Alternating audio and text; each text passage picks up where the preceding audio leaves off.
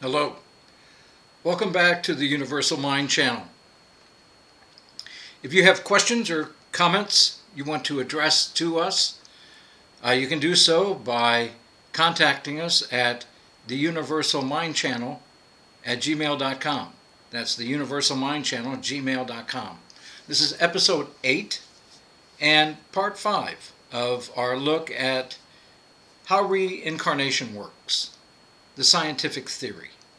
And that's what this channel is all about, in addition to being a spiritual home for those who understand why Hubble telescope and the Webb telescope looked all through the universe back in time and have never found heaven, never found hell.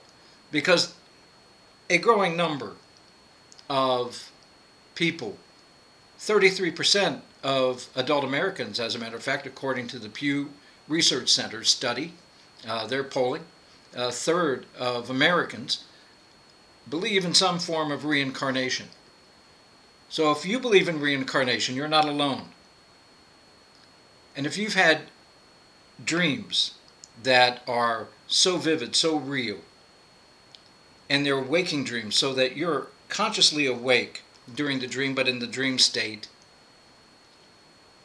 and you're experiencing this dream that is of a time and a place and an event that could not have possibly have occurred to you in this life, I submit to you that's a memory from a past life that has surfaced.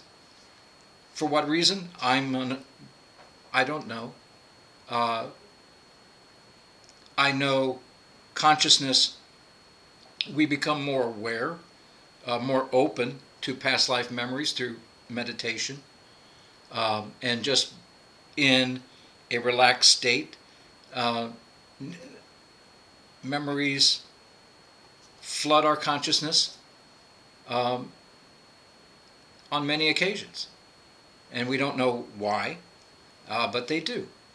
And we have dreams that are sometimes surreal, sometimes about events. And when you have a dream, and you're living it, and you feel like it's happening to you in the moment, as I have. These are special dreams, and if they are about a time and a place and event that couldn't have happened in this life, well, why are you dreaming that? Is it something that and if it's not something you saw on TV or in a movie, you have to wonder, don't you? So today we're going through reincarnation and our further study of it. If individuality is, and a couple things, this is from my book, Reincarnation, the Scientific Theory, and the citations that are referred to in our lecture will be noted as a citation in the description attached to this YouTube video. If individuality is a necessary trait evolution needs to preserve, to comply with the laws of conservation of energy and information, just how does evolution construct such a process as reincarnation? The answer lies in the evolution of the human brain.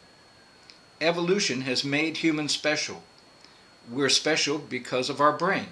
Recent research bears this out. The human brain size tripled 1.5 million years ago, with the cerebral cortex expanding at a much faster rate than the other areas of the brain. The human brain is no longer organized the same as the brains of other mammals and primates. This reorganization of central components of the human brain is as important to the brain's development as was its increase in size. It's been suggested that this reorganization occurred due to the human brain's need to manage increasingly complex social and interpersonal interactions and relationships. In addition, Todd Preuss, Preuss, of the Yerkes Primate Research Center at Emory University, he found more than 100 separate genes differentiated between human and chimpanzee brains. In other words, he discovered that there are over 100 different genes that are different between human brain and the chimpanzee brain. He discovered that human brains possess remarkably different spatial patterns of genetic expression compared to both chimp and macaque brains. Preuss admits he doesn't yet understand what these differences mean in terms of functional organization, though he does suspect that many of these changes involve upregulation, activation of genes in areas controlling human metabolism, synaptic organization, and synaptic function. These genes are creating a more dynamic brain. As Preuss put it, quote, "The human brain seems to be running hot in all sorts of ways," unquote. Well, if the human brain is running hot, as Todd Preuss says, we don't yet know where it's running to or why. Do we? No, we don't. We don't yet know evolution's ultimate purpose. Some suggest evolution has no purpose. That's ridiculous. Nothing exists in the universe without a purpose. No biological process exists without a purpose. Natural selection makes any other outcome logically impossible. Even if the only purpose of evolution were to be species survival, then that's a purpose. But we know that species survival is only a means to an end, not the end. It's just, you have to survive in order to evolve. So survival is just the basic, fundamental component of evolution. We don't yet know evolution's ultimate purpose, but we can speculate. Evolution never operates without a specific plan based upon improved functioning it deems necessary for increased survivability and improved survivability. Research suggests that evolution is directing humanity towards unlimited cognitive and communicative capabilities with the intention of enhancing the expression of individuality within each of us.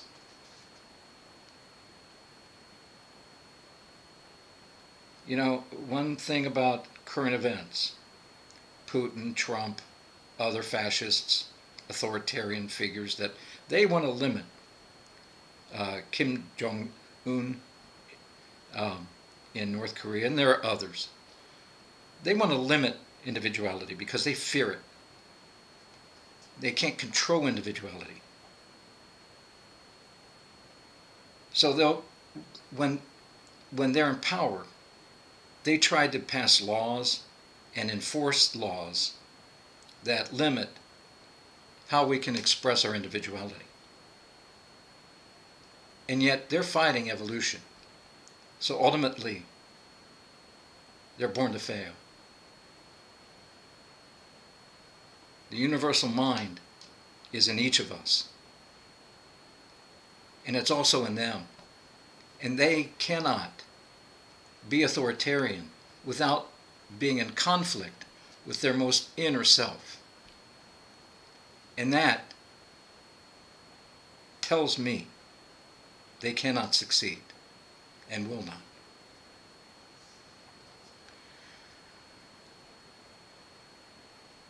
Evidence of this evolutionary purpose is documented in the research of Chet Sherwood, PhD, and his team. Sherwood has been professor of anthropology at the George Washington University in Washington, D.C. After obtaining his doctorate from Columbia, Sherwood has researched brain evolution in mammals and is affiliated with George Washington University's Mind-Brain Institute for Neuroscience. Sherwood identified genetic differences between the human brain and those of our primate and mammalian ancestors. The most significant difference between humans and lower species is that of language. He and his team concluded that language is, quote, a unique behavioral adaptation in humans. The unique brain growth trajectory of modern humans has made a significant contribution to our species' cognitive and linguistic abilities, unquote.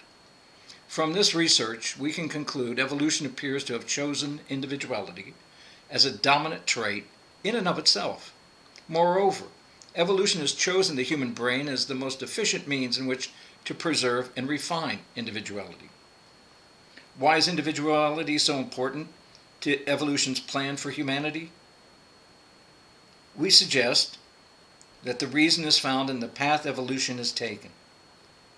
Evolution is not sentient in the way humans are, with subjective, experiential involvement that creates varying degrees of subjective bias. Evolution has no subjective identity or intention. It operates under a very simple algorithm. Survival, improved survivability. Period. While evolution may use survivability to separate the wheat from the chaff among species, so to speak, it seems to use hidden algorithms to change us into something far different from the rest of Earth's species. And the means by which it did it is communication. And through communication we learn to share ideas, to communicate expressions within ourselves that increases our individuality. It all points back to increasing and improving individuality. One such hidden program, as it may be called, is focused upon the ever-increasing awareness or sentience. Natural selection and survivability are just means to an end. They're routers, so to speak, guiding evolution away from species that would be wasting its time upon and toward a species most suitable to use expanded awareness as a tool to survive and thrive with this tool. Individuality is the ultimate application of increased awareness. Let me say that again. Individuality is the ultimate application of increased awareness. The more you're aware, the more you become you, the more you're refined, the more you grow within, the more you know about yourself. The more you know about yourself, the greater your individuality. It's all intertwined.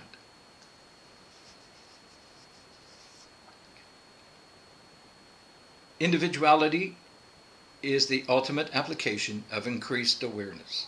Evolution has chosen humanity as the only species possessing a brain of sufficient complexity and size to express itself in art, music, song, athletics, drama, politics.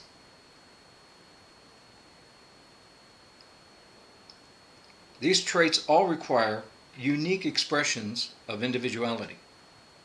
The greater our awareness of ourselves and our environment, the greater ability we possess to express our individuality. Every emotion that evolution has crafted for humans only serves to enhance and enrich our individual experience of life. Our universe is a symphony of mathematically eloquent logical sequences of ever-increasing complexity. Therefore, it seems to be logical that evolution wouldn't permit human individuality, all this fantastic growth and awareness, wouldn't permit it to be lost.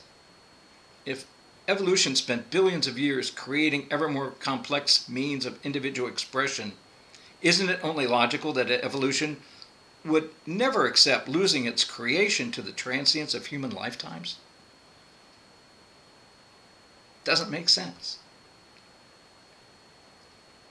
Evolution would seek to find a way not to lose what it had worked so hard to create. Information, individuality, growing awareness within an individual. You start from a cell, a paramecium. That's where evolution started, one-cell animals and plants, but when it got to be animals, one cells. Billions of years later, we have humans. All that growth comes from evolution. That process is a function that evolution itself would not want to waste.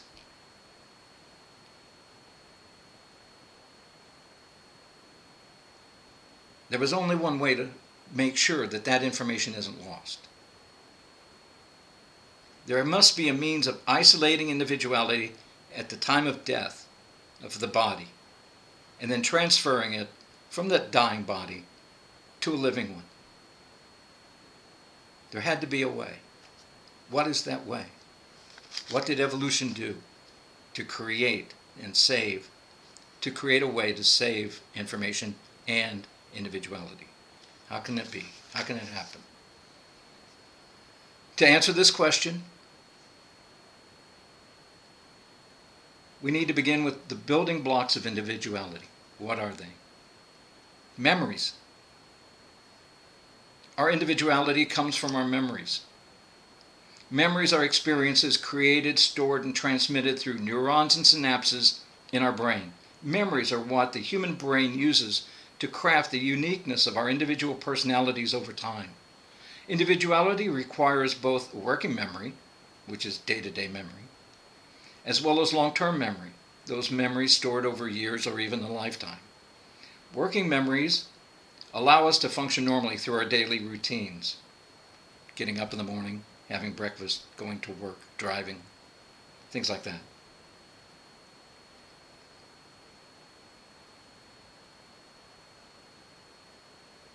It helps us through our daily lives. Nevertheless, we suspect the memories reincarnation prioritizes to preserve individualities are long-term memories, not short-term. Long-term memories are stored in the cortex in what is called the gray matter. It is this area of the cortex that appears in photos and diagrams as though folded in on itself. Evolution caused the human brain's cortex to fold in upon itself to create more area for greater computational power within the confines of the human skull and memory. Working space, kind of like a computer, more memory storage. So rather than this straight surface of brain matter, evolution created and adapted folds. Apparently, it was easier to do that than increase the size of the skull. The gray matter is where all the neurons and synapses are located. The folds create ridges called gyri and valleys called sulci. Underneath the gray matter is a layer of white matter which is composed entirely of fibrous axons that act as wires connecting the neurons of one fold to those of another. In healthy humans, these axons are myelinated, covered in an insulating sheath allowing the signal to travel easier and faster. However, at least one study suggests long-term memories are stored in very specific brain cells located in only one area of the human brain, the dentate gyri of the hippocampus. To fully appreciate the interaction of reincarnation and individuality, it's necessary for a brief review of how long-term memories are created and stored. So, this is technical, I understand, bear with me. Because in order to understand reincarnation, you have to understand how memories are created within the body and how they're stored before we can get to the point where they're passed on. So we need to take it a step at a time, and I understand it's technical. I appreciate that. If you want to read what we're going over in more detail, feel free. The book is titled Reincarnation, the Scientific Theory, and it has the citations to all the research. One point before we go into this is all the scientists whose work is referenced in this book and in these lectures that we're giving, they don't know their research contributes to an understanding of reincarnation, how it works. They weren't studying reincarnation. They're studying their little fields. They're narrow focused, and that's as it should. They've spent their whole lives learning very specified areas of their science. But yet, when you take a look at all these areas, they're like pieces of a puzzle. And I just notice the connections. And they're like pieces of a puzzle to me. And I put them together, and I found the theory of reincarnation, how it works within the human body, how it was created, why it was created, and how it works, I believe.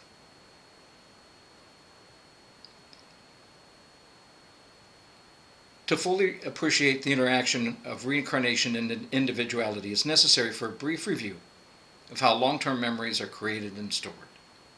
Processing loads within the human brain require an astronomical number of neurons, synapses, and glial cells. The human brain, amazing, it contains over 200 billion neurons with up to 10,000 types of different neurons. Each neuron is connected to between 5,000 and 200,000 other neurons. It's been suggested that there are more neural connections in the human brain than there are stars in the universe. The neurons interact with synapses, axons, and glial cells as signals transmitted from the brain to and from parts of the body. Synapses carry information by electron and or biochemical ion transfer between neurons. Neurons and synapses are mostly located in the gray matter of the cortex, the part of the gray matter that's folding, creating the gyri and the sulci. Axons are in the white matter part of the brain lying beneath the gray matter of the brain. We can regard neurons as batteries of stored electrochemical energy. Synapses are like switches, turning on and off as needed to transmit the electrochemical energy into signals. The axons are the wires over which the signals travel. It kind of reminds one of the structure of our modern microprocessors, doesn't it? It works in the same way. All cells in the body function through electric polarization of molecules. Ion transfer across cell membranes affects voltage levels, which result in either polarization or depolarization of the cell, on and off. Memories are contained and controlled in the cells of neurons and synapses. Each neuron may well be an event memory, stored electrochemically. Memory capacity of each neuron is determined by the strength and size of its attached synapse. Synapse size is dependent upon how often each synapse is fired by an electrical or biochemical ion signal called an action potential. Why does a synapse fire? Because you think of something. When you think of something, a synapse is firing in your brain to activate that neuron containing a memory of something that's related to what you want to think about. And it happens instantaneously. Not the speed of light, instantaneously. The speed of thought is faster than the speed of light. The speed of thought is instantaneous. How can anything go faster than light? You entangle two photons, you entangle them. One knows whether it's spinning one way, the other knows whether it's spinning the other way. And that knowledge is shared between entangled photons instantaneously. How does that happen? Nobody really knows. We're just discovering that entanglement exists.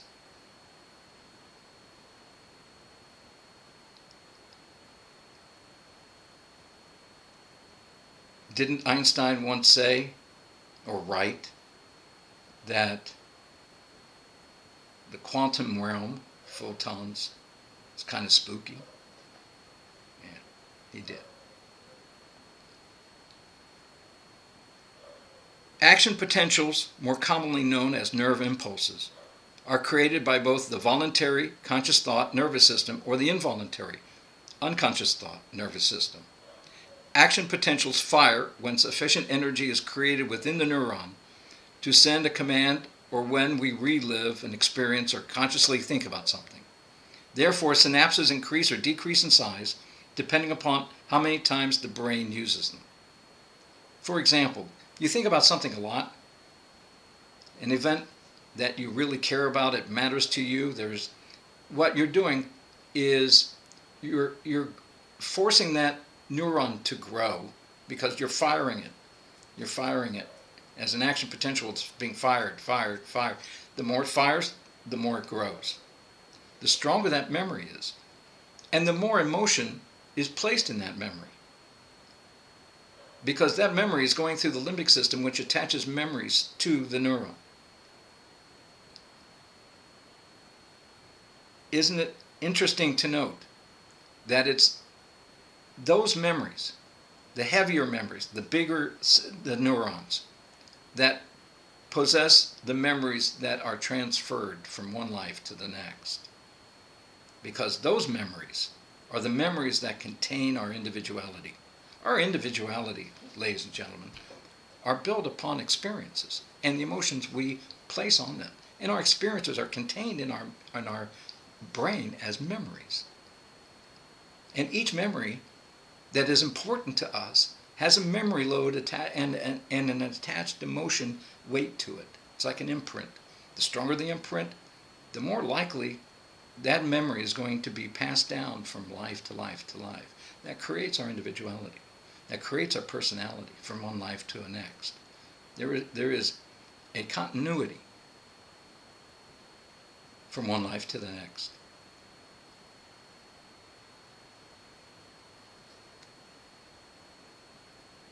Researchers estimate every synapse in the brain increases and decreases in size every 2 to 20 minutes. Total memory storage of the human brain depends upon both the number of neurons and their synapses, and the number of distinguishable synaptic strengths. Each synapse is estimated to possess the equivalent of 4.7 bits of computer memory. Multiply 4.7 bits of data per synapse by the number of possible neural synaptic connections. What do you got? How much memory you got? The total memory storage space in the human brain is nothing less than staggering. Now, all neurons send and receive messages electrochemically by metabolically powered ion pumps that combine with ion channels inside the cell's membrane. These channels generate differentiated electrical charges, different charges, interchanging between positive and negative charges of varying strengths between the interior and exterior of the neurons. That allows data to pass from within the neuron outside of the neuron. These electrical charges are created by the ions. They can be sodium, potassium, chloride, calcium atoms, and they possess differing levels of electrical charge. The change between positive and negative ion charges create a biological alternating current, similar to that found in the common motor. This process creates the energy needed within the cell to pump or move the neural signals from one part of the brain to another. When an ion crosses the boundary of a neural membrane, the voltage it releases fires an action potential. The voltage required is about negative 55 millivolts. The energy pulse released by the firing of the action potential travels along the cell's axon, activating synapses with other cells, including other neurons. The electrochemical process that allows a neuron to transfer electrical signals is called the sodium-potassium pump. The push-pull of osmosis into and out of the cell by this pump causes differences in the electrical charge between the interior and exterior of the cell membrane. This push and pull effect forces sodium ions within the cell to be repelled outward, while potassium ions are propelled inward. You have potassium ions being propelled inward and the sodium ions being propelled outward. Now, until recently, it had been assumed that the only function of the sodium-potassium pump was to monitor and control local voltage levels within and around the cell membranes. However, the sodium-potassium pump is suspected of being much more than that. Some researchers believe the pump may control cerebellar neurons and may also serve as a computational processor or computer in both the cerebellum and the cortex. Memory recall is a complex electrochemical process. It's this process that creates what's called the brain's bioelectric field. This bioelectric field is created as follows. When memories are recalled from neurons in the gray matter, their signals travel downward from the gyri of the gray matter into the white matter. Once in the white matter of the brain, axon fibers route the signal over and then upward from the white matter back into the gray matter. Now back in the gray matter part of the brain, the signal is transferred to the appropriate neurons connected to those memories that are stored in other folds within the cortex. This routing of electrochemical neural signals downward into the white matter and then back up into another area of gray matter takes the electric field created by the transfer of electrochemical ions in the cortex and spreads it out into the cerebrospinal fluid, pulsing over and through the cortex. Cerebrospinal fluid washes over the brain like a pool. And this cerebrospinal fluid is a conductor of electricity. It has sodium, potassium ions, and it creates a bioelectric field by how it washes over, in the washing over and the movement, because it pulses. There is a pulse within the brain that moves that fluid around. It's the same fluid that's in your spinal cord, and it goes all the way up to your brain and covers your and it washes over your brain inside your skull.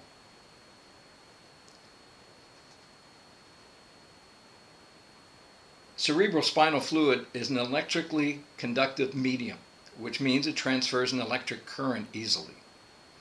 We believe that down, across, up motion, the movement, the pulsing movement of neuroelectric signals through the wave-like folds of the cortex generates an electromagnetic wave through which neural information flows like a current. This electromagnetic wave interacts with the electrically conductive medium of that cerebrospinal fluid to generate and sustain an electromagnetic field capable of supporting a state of phased energy within the brain and spinal cord that we term the neural network, the neural net. The neural net is created by that electric field, electromagnetic field within the brain. We suspect this neural net serves as an antenna, transmitting and receiving biophotons containing individuality in the form of memories stored within the photons as coherent bits of information. How is this accomplished? We have examined evolution's emphasis upon brain capacity and its relationship with cognition, language, and ultimately expanded awareness, leading toward ever-increasing complexity of individuality. We've explored the relationship between individuality and memory, and how memories are constructed. We've demonstrated why individuality cannot be cloned or transferred genetically from one generation to another, like eye color or whether you get asthma or not. If reincarnation does exist, we believe it does so not as a mystical force independent of physical laws of nature or the universe, but as a child of universal laws and processes that are dependent upon them. Reincarnation would obey the laws of natural selection and fitness for heritability and survival, just like any other process that nature possesses and has created.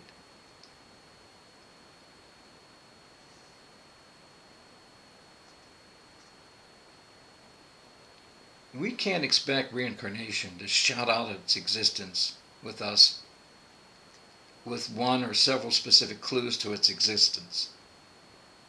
That's why I don't believe, scientists that are profoundly constrained within their own narrow niche don't have the opportunity or the ability to see the whole picture of what all this science is yelling and screaming at them. They're not able to hear it.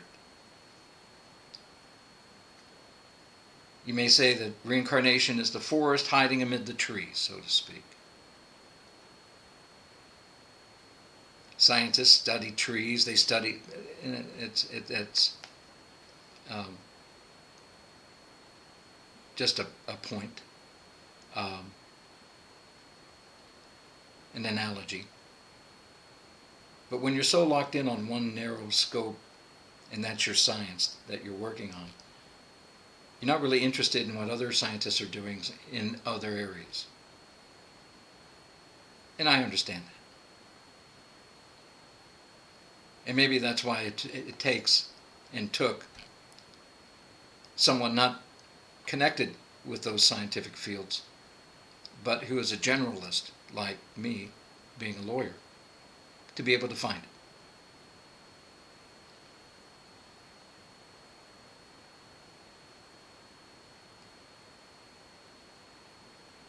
To find reincarnation, you have to look for its fingerprints in the common, ordinary physiological processes we take for granted every day.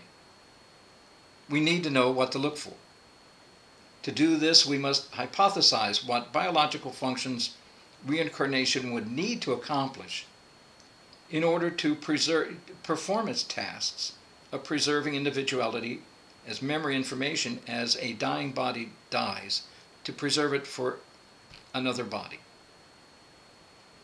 Then we must look within the human body to see if there is any evidence of such a process. If those processes exist, we can deduce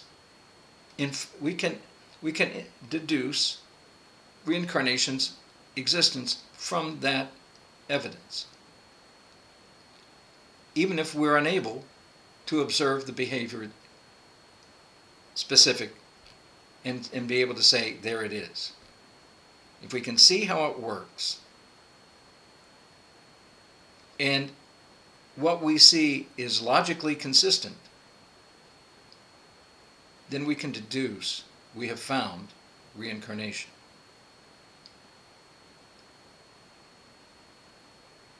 In our next episode, ladies and gentlemen, we're going to take a look at what the purpose of reincarnation is.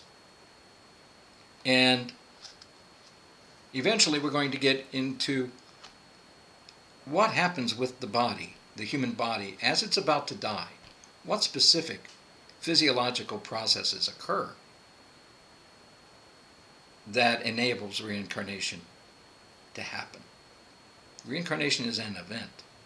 It's a process that creates an event, the exchange of information from a dying body to a living body, a fetus. People have been wondering what the so-called quickening is when a fetus tremors and the expectant mother feels that tremor.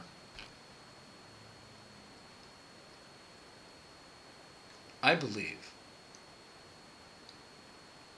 that so-called quickening is the quivering within the spinal cord of the fetus as it receives the biophotonic package of individual photons and information from a dying body. And it's because it goes in through, if this is an electromagnetic field and all those biophotons are being washed around as the body dies, and washed around and then is transferred out of the body through quantum processes that are inherent within any photon movement, then it stands to reason the fetus would react when that happened. And it would go through the fetal spinal cord, and it would have to react to it. And that reaction is the quickening. Again, next week, or not next week, but next episode, we'll take a look at what the purpose of reincarnation is. I appreciate your time. This is the Universal Mind Channel, and you can reach us with a question or comment at the universalmindchannel@gmail.com. That's the universalmindchannel@gmail.com. Thank you very much. I appreciate your time. And thanks for sticking with me. This is very technical, and I appreciate your patience and thinking through this, because this is takes some thinking about in order to understand the process and how natural it really is. Thank you so much, and we'll see you next time. Have a good day.